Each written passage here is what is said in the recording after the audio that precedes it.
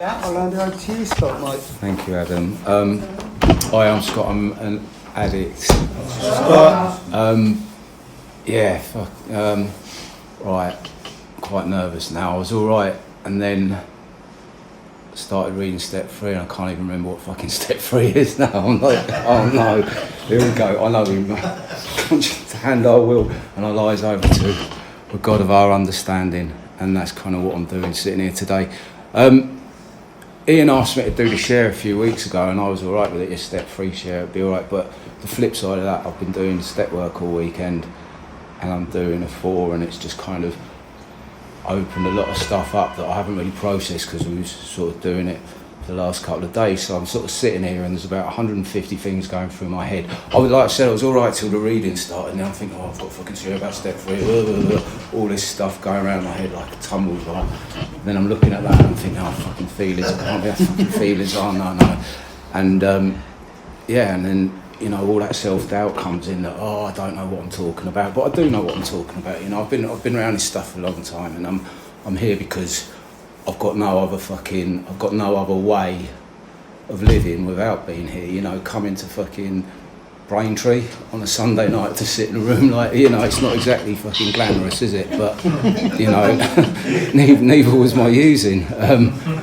But you know, I think, like, you know, I sort of had an idea of what I was going to talk about, and like I say, because of what I've been doing the last few days, it's just going to come out as it's going to come out now. It's just going to be a bleh.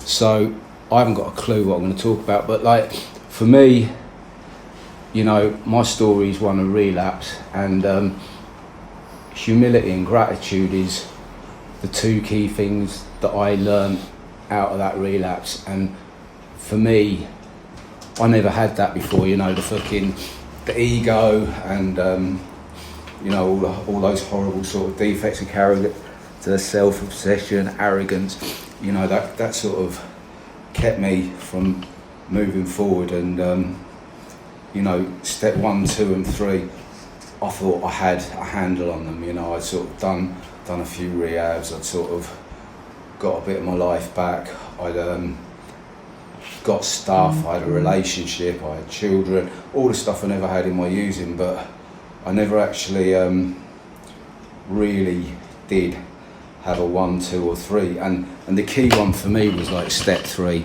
You know, I kind of like came into recovery because, you know, my drug of choice at the time was like heroin and crack, and the lifestyle led me to rehabs, and I got well in rehabs, and that's where I got an introduction to these rooms. I'd come to meetings for all the wrong reasons, you know, to get out of the house, to go to the shop, to look at women, all that stuff. But then just sitting in the room, things started going in, but I never sort of fully embraced the program. You know, I kind of took the bits I liked, which was all right, you know, and my life was all right, and I chugged along, and I did all right for about 6, 7 years, and then there was a bit of a perfect storm in my life where a lot of things happened, and ultimately I picked up. And you know, I'm sort of talking about this because, you know, the relapse is what got me here, and I you know, I wouldn't wish relapse on anyone, but for me, it saved my life, because without it, I wouldn't have learned any of this stuff, because, like I say, my using, it was consequential. I got into rehab, you know, I was living out, you know, a plastic bag, robbing, thieving, all that stuff with that lifestyle, and then I kind of bettered myself. But when I relapsed, you know, I'd sit in meetings beforehand and I'd hear people share, and I'd be really arrogant and judgmental and, you know, call them cunts, and my brother, yeah, of course it was never that bad, yeah, you're full of shit, you know.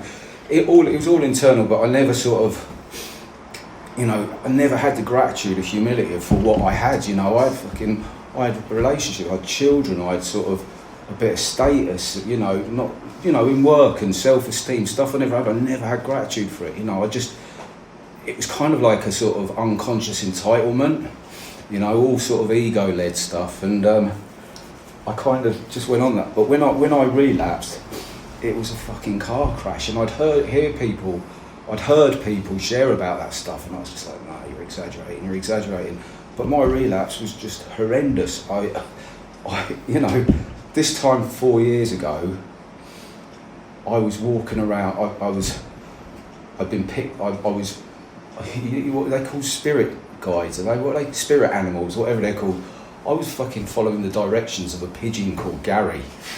Like literally, he was directing my moves. I found myself in London. I got picked up by the police in my pants. I've never shared this. I don't know if any. Right, there was a footballer who played for Norwich City in the 90s called Robert Ullathorne. He wasn't any good. I don't even know why I remember his name. But I had to say his name 10 times before I made any move out of the house. So I'd be like, Robert Ullathorne, Robert Ullathorne, Robert. And this is what I was doing. You know, this is where fucking my ego took me. You know, I thought I was all right, and it came crashing down. And I, you know, I was fucked. I was a mess. You know, I was 50 years old, in hospital, in a nappy. COVID. There was another bout of COVID. There was a little 20-year-old healthcare assistant, all covered in PPE, feeding me custard because I couldn't fucking hold a spoon. I was jaundiced. I had all sorts of things, and I was still waiting for the fucking bloke to come around so I could get more tablets off him. You know, just pretending I needed them. And you know, my rock bottom was not being able to cross the road. I started crying, and some bloke put me in a taxi and sent me home. And I woke up, and I woke up, and when I was at that waiting at the side of the road, I couldn't walk across the road to score. I was in Southampton, and I knew where I could score. I couldn't walk across that road, and it was like, I've got to do something differently. And I woke up the next morning, I was clean, I had a day, and I was like, what I do next is where I go. And I phoned up a few friends, and you know, I sort of found a bit of willingness, which is what Step 3 ultimately is. And you know, I kind of knitted them all together, and I kind of had to start again, and it was really fucking painful. You know, it was really difficult because, you know, all the pride and all that horrible stuff. You know, I was going to meetings again, didn't want to be there. I was really angry, but you know, I had no other way out. I kind of had no other point of reference, because for me, you know, I'd sort of I worked in services for a long time. I'd been around addiction for many years. You know, the people I knew were sort of all around this, and the body count's fucking high. Do you know what I mean? I'm not like, you know, my body count of people that I've lost, or that, no, not all friends, but association, you know, 300 plus, you know, and that's not an exaggeration. I'm like, I got to that point where I didn't want to die, but the thing was, I'd lost sight, and like the big thing for me is like that humility and gratitude. I never had any. I also, like, part of my relapse started when I was in hospital because I had leukemia, and they started giving me prescribed medication, which was just, but like, you know, I got over that, and people goes, oh, you must be so grateful, you know, you survived. I'm like, no, I didn't, you know. I was like, yeah, but there was no gratitude. I had no gratitude, and you know, my biggest fucking, I was still using, I got a text, I was talking about it last night, I got a text from my 15-year-old daughter, and it was fucking scathing, it was fucking horrific, and she just fucking hit me with it, and it was the start, you know, and from that point, I kind of, you know, there was still a bit of using to play out, but it was a catalyst. And when I came back in, I kind of realised, actually, you have got a second chance, and I didn't want to die. You know, when I was using, I never actually planned on ending it, but if it happened, it was all right. You know, but there was no fucking gratitude. You know, I had kids that loved me. You know, I had family that loved me. You know, I had friends that loved me. There was no care or you know, anything towards them. It was all that self-centered stuff. It was all about me. Poor me. Fucking, you don't know how hard it's been. Blah, blah, blah. All that horrible stuff. So when I came back round, you know, I knew one of the biggest blocks for me would be like, you know, God, the God word. Really scary. And I don't know, you know, if there's people that are new here, you know, welcome, but for me, the God word was always the fucking scary one.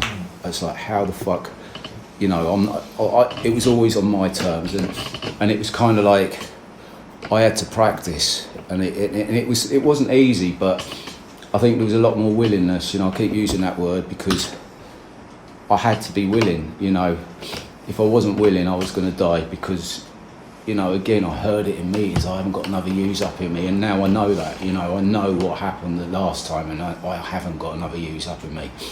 And so it was like, that willingness was kind of like a reset.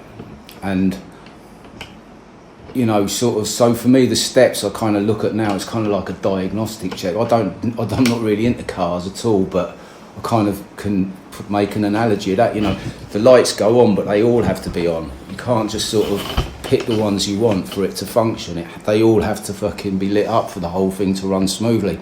And I didn't know that the first time around. I just thought I could pick the good bits, the bits I wanted, and I'd be all right. And you know, I was lucky. I got a good sponsor.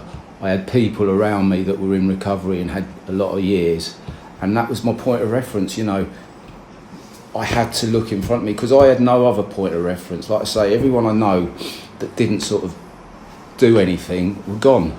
And like this isn't for everyone. I'm not, you know, I'm realistic enough. People have different paths they go down, and this isn't for everyone, you know. But for me, that was my only point of reference. You know, the people that I saw that were doing okay in life, that sort of had coping skills, that sort of, you know, smiled, laughed, sort of were happy, was doing this stuff. And I kind of had to sort of say, well, what do I want? And it was like, well, this is it, you know. So I had to sort of get myself back into the mindset of I'm going to have to do this differently. And, you know, first time round, I never did any of the 4 S's, you know, the step work, sponsorship, sharing and service. I just, like going back, it was all my arrogance, you know, I'm going to do what I want to do, I'll get what I want out of it. I'll go out for food afterwards, you know, sort of stand there, pretend I'd talk about what I knew. But, you know, there was no substance in any of it. So, like this time it was kind of like back to basics, and it was like I was doing stuff I didn't really want to do, but I didn't want to like not do it, if that makes sense. It's kind of like, I remember like my sponsor said to me, he said, you need to share in newcomers' time. And I was like, fuck off, mate, I'm not a newcomer. You know what I mean? I've been around this stuff for a long time. But that was huge because, you know, it taught me a bit of humility. I needed to be a newcomer. You know, I was listening to people share, and I was just cussing them in my head, you know. I was like, fucking, you ain't got the fucking time I had, all that shit. I was using, you know, I was sitting in meetings using. I was lying, you know. So again, it was like, you know, the humility and gratitude was a huge part of this stuff. And, you know, it was also like, right, you know, pray. And I'm like, fucking hell, seriously? You know, it's like, there was resistance, but I did it, you know, and it was like nothing, you know, the prayer didn't fucking kick in for probably till about 2 years ago, but I did it, you know. And I'd sit in meetings and I'd hear people talk about it, saying, you know, oh, my higher power's this, my higher power's that. And, you know, I kind of, you know, was trying to listen, oh yeah, do that, that's actually higher power, or maybe if I try that. But it wasn't natural at all. But I kind of found my little thing, and it was like, you know, for me it's nature. I live by the sea, I spend a lot of time by the sea, and for me that was my connection with a power greater than myself. And I started practicing that every day, you know. To start with, I got down on my knees, but that weren't a good look, so I'd just do it in bed to start with, because I wasn't surrendering that much. But then I sort of took it out there, and, you know, I started practicing it. And it's kind of like, for me, it's kind of like, it really is quite simple, because I never practiced this stuff before. And like, if you want to get good at anything, you've got to practice it. And that never fucking clicked, ever, in any part of my life. I just expected to be able to do something. I didn't want to put any work into it, you know, like that was at school or fucking playing football or whatever I did. I just never really applied myself to it. And it was kind of like, actually, you know, you've got to sort of practice this stuff. There is more to it than just fucking sitting in a meeting and just, you know, opening your mouth and going, yeah, I've had a really good week, blah, blah, blah. You know, it's kind of like you've got to put a bit more into it. There's a bit more substance needed. And again, you know, I was resistant to it, but I just kept chipping away at it. And it's kind of like, you know, the suggestions was listening to it, you know, and I kept looking at people that were in front of me, and, you know, there was a lot of carnage left behind in my relapse, and I really tried hard to put it right. And, you know, it took a long time, but again, it was through applying consistency. You know, I had to be consistent with it. You know, I couldn't pick and choose how I was going to do things on my terms, because it was meaningless to the people that I was trying to fix it with. You know, they didn't have any consistency with me ever. So for them to sort of believe me and put a bit of faith in me, I had to be consistent, and it was fucking painful. You know, there was a lot of rejection in that. You know, the kids really struggled with trusting me again. You know, my family were all very resistant. I remember sort of because when I relapsed, I'd sort of been plotted up for rehab, and I was like, I'm not going to rehab. I'd done rehab a few times. I'd worked in rehab, so I knew rehab was not the place I needed to be. I needed to come in here, because if I went to rehab, I'd be fucking doing the counsellor's inventory, everyone in the room's inventory, and I wouldn't be doing any of mine. I'd just be fucking angry, and I knew I needed to come here, and that's kind of what happened. And you know, it is. I'm like 54 this year. And like, I kind of think I've only really sort of been living for the last 4 years because I've tried to do this properly. You know, I've still got lots of defects, I've got lots of flaws. You know, I'm nowhere near perfect, but you know, I'm trying to be very different this time around. You know, it's about wanting different things. You know, I want to be a father. I want to be a son. You know, I want to be a partner to somebody. You know, all the things I want to be, like a better person. I've had to sort of shift everything. So, you know, when I look at that stuff now, I see it for what it is, and it's just a way for me to live a better life. You know, there's no fucking read that and I'm cured shit. It's I've got to still come here, and I've got to apply those four S's into my life. You know, and for me, a lot of it was scary. I remember, you know, taking on sponsees the first time around, like again, it was my arrogance. People asked me would I sponsor them. I was like, no, I don't sponsor people. You know, it was like, there was a bit of fear around it. B, I wasn't doing any sort of work anyway, so I shouldn't be sponsoring anyone. And C, it was just, I can't be asked, you know, it was just pure selfishness. Whereas like now, you know, I've got sponsored, and that's a fucking gift in itself. You know, I spent time with my sponsor this weekend, you know, and he's given me time freely, and now I'm doing it to someone else, and that's part of growth. You know, that's getting out of self. You know, the services. I've got a home group. I commit to that. You know, it makes me accountable. You know, it's nice having that accountability, and connection's huge for me because, you know, I was always all right around people, but my default setting is a dark room with the curtains shut. That's where I feel, where I felt safe.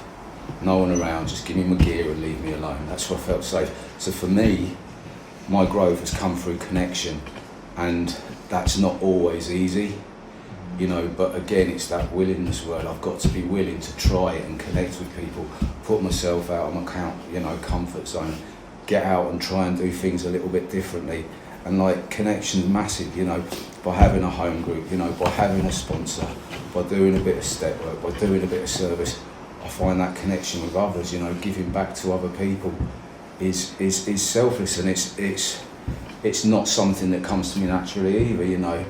So yeah, I don't even know what I fucking talked about, to be honest. Like I say, I kind of had an idea of what I was going to say, but lots have sort of come up over the last couple of days. But you know, it's all stuff I feel equipped to deal with now. You know, whereas before I wouldn't have had. So I got a cold. I'm sniffling like I've had a bad night out. But it's just you know, I've got that stuff now, and I'm all right with it. I accept that I need to come here. You know, I accept this is what I have to do, whereas before I never did. You know. And that's all right, you know, this is all right. It's, you know, I'm not the fucking rock and roll star I think in my head, you know, that, you know, none of that really ever happened. It was bollocks.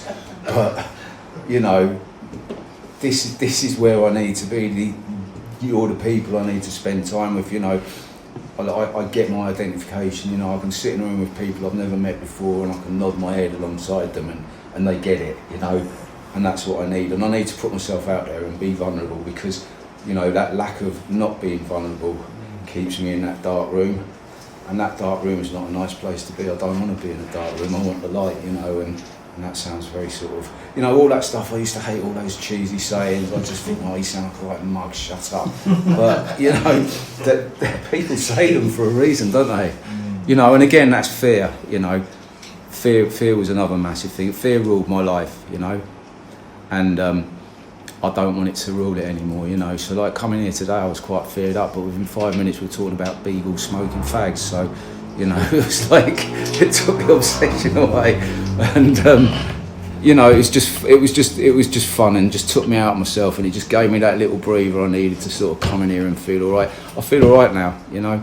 I'm glad I came here. I'm glad I shared, you know, and it's just nice to be in a different meeting doing a bit of service, you know. I'm grateful to be, you know, all the things I never thought I'd hear myself say out loud, like I'm grateful to be a member of Narcotics Anonymous. I fucking am, you know.